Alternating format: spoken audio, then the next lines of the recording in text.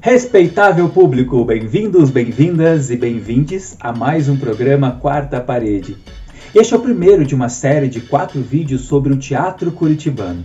E neste vídeo nós vamos falar sobre um dos palcos mais populares da cidade de Curitiba, o Circo da Cidade Lona Zé Preguiça.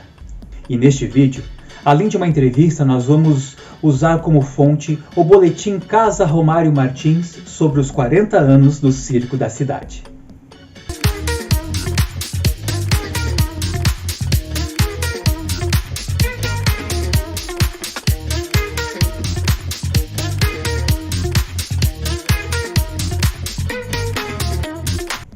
Rua Benedito Siqueira Branco, sem número, Alto Boqueirão. Na zona sul de Curitiba, rodeado de loteamentos e residenciais, está o Circo da Cidade, um dos equipamentos culturais responsáveis pela integração de comunidades e dar espaço a artistas populares curitibanos. Com mais de 40 anos de história, este espaço já abrigou diversos espetáculos e atividades culturais. Passou por diferentes bairros, encantou plateias e hoje está fixo no bairro Alto Boqueirão, para a alegria da população local. Mas a história do Circo da Cidade começa ainda na década de 1970, com uma tradicional família circense que se instalou em Curitiba, os Irmãos Queirolo. A família Queirolo possuía uma lona na cidade nos anos 60, mas passava por dificuldades por causa da concorrência com grandes circos que faziam turnês na capital e com a televisão, que seduzia cada vez mais o público. Em 1968, um vendaval colocou a lona abaixo. Mas as esperanças de retornar à atividade circense se mantiveram em pé. Saul Raiz teria prometido a Chique Chique e Lafayette, os irmãos Queirolo, uma nova lona. Naquela época, Saul Raiz tinha pretensões de ser prefeito de Curitiba. A Fundação Cultural de Curitiba adquiriu uma lona para ajudar a família Queirolo que passava por necessidades financeiras. Então essa lona foi adquirida e repassada para a família Queirolo para que eles administrassem, né, e assim conseguissem sair do atoleiro. E assim aconteceu. O circo estreou no Parque Barigui dia 31 de junho de 76, né? E foi um sucesso, muita coisa, aquela coisa toda. E aí a família Queirolo já estava saindo do problema financeiro. Só que em 79 eles receberam, né? Então existiu a parceria entre Fundação Cultural e Irmãos Queirolo.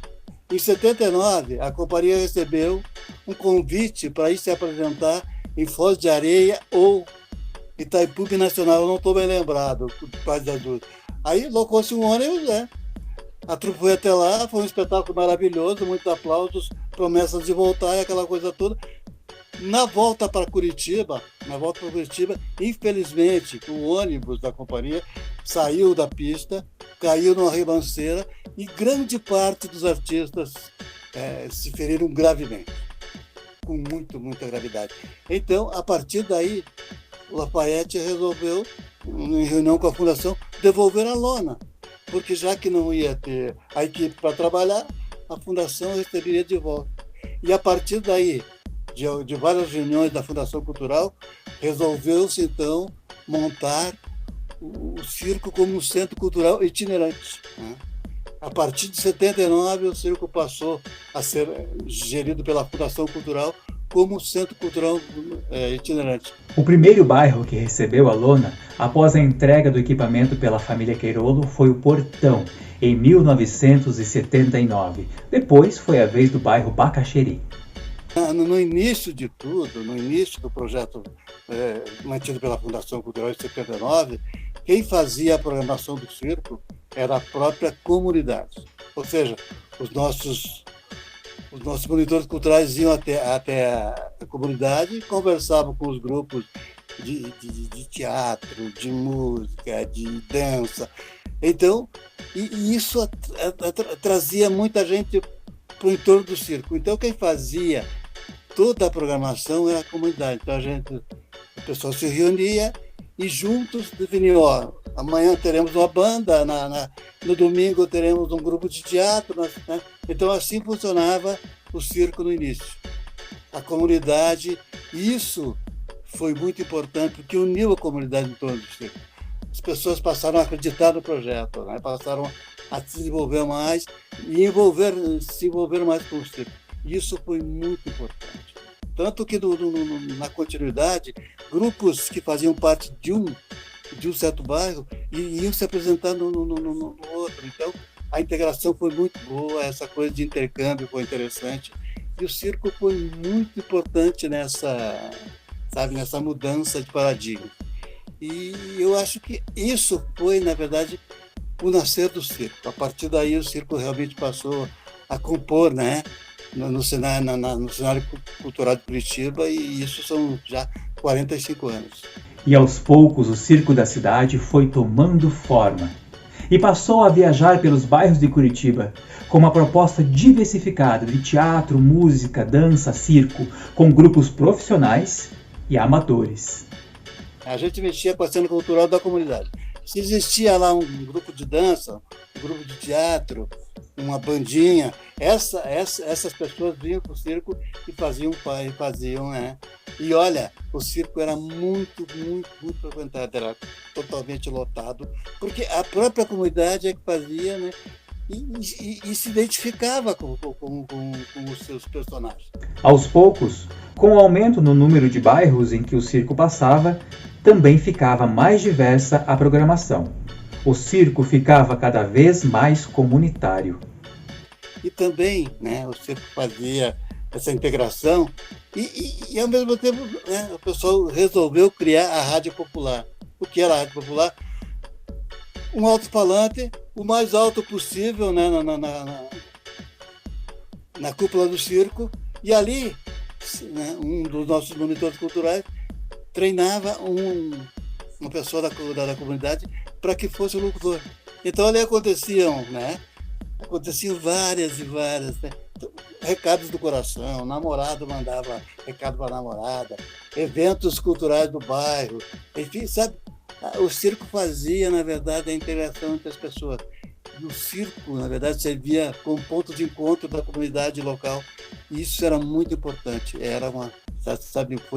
Foi um período muito, muito, muito bom do Circo da Cidade como equipamento público. E a demanda foi tão grande que na década de 80, a prefeitura adquiriu mais 2 lonas para que o Circo da Cidade estivesse mais próximo ainda da comunidade. Veja, as coisas aconteceram de tal forma tão interessante que foi adquirida uma segunda lona em 82 e uma terceira lona em 83, né? Justamente pelo fato de atender a demanda. Então, realmente, o sucesso foi grande. E aí, em 84, quando mudou, né, o cenário político, ou seja, mudou a gestão, algumas mudanças também aconteceram. Eu acho que foram interessantes também, mas elas passaram a dar mais ênfase para a classe artística. Então, a partir daí, sim, o circo começou a contratar, né, grupos profissionais de circo, mas também continuava como centro cultural, porque na quinta-feira, por exemplo, a gente reservava para as bandas de Curitiba. Só que eram bandas contratadas, eram bandas que já tinham, né, um certo know-how em Curitiba, então eles iam para o circo com cachê, se apresentavam. Na sexta-feira era comédia, no sábado e domingo aí sim era espetáculo circense. E durante a semana, o circo reservava isso tudo para as oficinas. Então, o que mantinha realmente o entorno eram as oficinas, porque as pessoas vinham para participar, né? Então, o circo vivia frequentado, muita gente o dia todo, né, circulando, porque ali nós tínhamos vários cursos de violão, iniciação ao violão, iniciação ao teatro, arte e ofício, como tapeçaria. Então, o circo, na verdade, foi muito, muito importante ao longo do tempo para a comunidade curitibana. E um dos trabalhadores da lona passou a chamar a atenção tanto dos profissionais quanto da população. Pedro Irineu dos Santos, o palhaço Zé Preguiça, que depois viria a se tornar o cômico principal do Circo da Cidade. Ele trabalhou na Fundação Cultural de Curitiba por cerca de 20 anos, desde a montagem e desmontagem das lonas até a direção de espetáculos com a participação de funcionários e da comunidade. Aos poucos, tornou-se o cômico oficial do Circo da Cidade, divertindo plateias em todos os bairros. Conhecido como Seu Zé, O Zé Preguiça teve sua história muito ligada ao circo. Natural de Tomazina, no norte do Paraná, desde pequeno teve seu talento associado ao circo. A população via o Pedro Irineu durante o dia trabalhando, batendo marreta e fazendo todo um trabalho pesado. À noite ele se transformava num artista maravilhoso.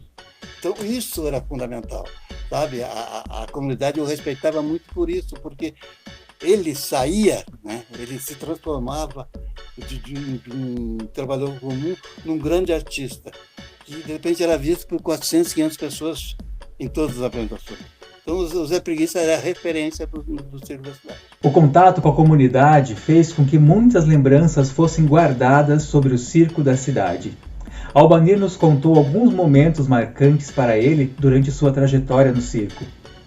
Uma dessas histórias é a de um artista do bairro Santa Felicidade, conhecido como João da Folha. E aí nós fazíamos, depois do espetáculo contratado, né? A fundação contratava o espetáculo para o final de semana e após o espetáculo a gente chamava de show de talentos.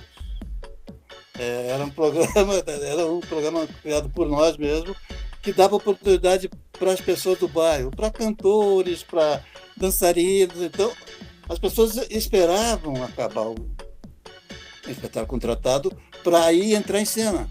Então, aí vinha realmente as pessoas do bairro. Aquele grupo de dança, aquele grupo de teatro, aquele grupo de aquelas bandas. Então, todas as pessoas envolvidas com cultura vinham para o circo para também participar. E participavam, todas elas participavam, né? Ou seja, dançando, cantando. E lá no Santa Felicidade, o que me chamou a atenção era um menino chamado João da Folha. Gente, ele tocava Ave Maria de Bar com uma folha de capim. Ele saía pelo gramado ali procurando, encontrava as boas e falava: essa aqui vai dar para tocar. Gente, era maravilhoso. O João era simplesmente maravilhoso. Sabe? E um artista popular que surgiu em Santa Felicidade, ninguém o conhecia, né? Continuou no anonimato, mas para nós foi muito importante e para ele também, porque durante 3 meses ele se destacou na comunidade. Todo mundo conheceu o João, todo mundo cumprimentava o João, porque o João fazia parte da comunidade artística de Santa Felicidade. Desde 2010, o Circo da Cidade está fixo no bairro Alto Boqueirão, graças à força da população local, que impediu que a lona fosse para outros bairros. Então, o circo deixou de ser itinerante para ser fixo. Por quê? Porque toda vez que se levantou a ideia de mudar, a comunidade está fazendo um abaixo-assinado para que o circo permaneça. Então, eu sugeri, na época que eu fui coordenador durante 6 anos, eu sugeri que é difícil, é muito dispendioso, é muito dinheiro, mas se a gente conseguisse montar uma lona em cada bairro, seria maravilhoso. Claro que aí a gente depende muito de mão de obra, de verba, essa coisa toda. Mas para a comunidade eu garanto que seria maravilhoso. E você? Já conhece o Circo da Cidade? Já foi até este palco para prestigiar os artistas populares de nossa cidade? Se ainda não foi, não deixe de ir. Obrigado e até o próximo vídeo. Tchau, tchau.